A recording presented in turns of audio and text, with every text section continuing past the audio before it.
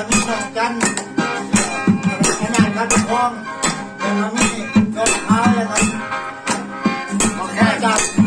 เรียนจันทร์เนาะว่าท่านมื้อนี้ก็เป็นลูกหลานของบ้านเนี่ยเขาทั้งหมดทุกคนเลยครับบางแค่นี่เป็นนั่นน้องเพชรคุณสาราว่าท่านเอ้ยอันโบราณจันทร์นี่เป็นนั่นคุณสาราเป็นผู้แต่งกีตาร์อันผู้รับเป็นผู้ชายของผู้เองก็คนนี้ที่มาเจเนียว่าท่านเนาะเพราะฉะนั้นขอโอ้ยสินั่นเองนะครับนั่งนอนนั่งมือทุกคนท่านคนนี้ใครดีแม่มือเอาตัวมือก่อนตัวมือก่อนเอามันยังไงก่อนเอาทำอะไรเต้น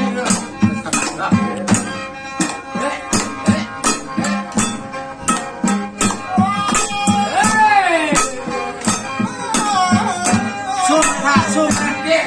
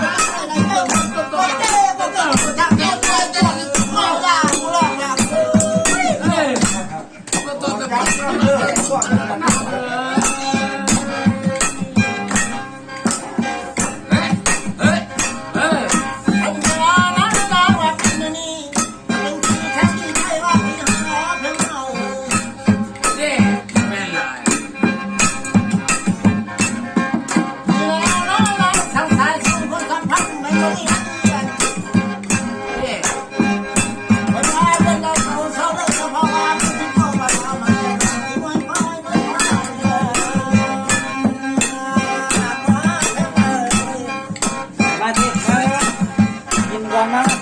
กินมีสาร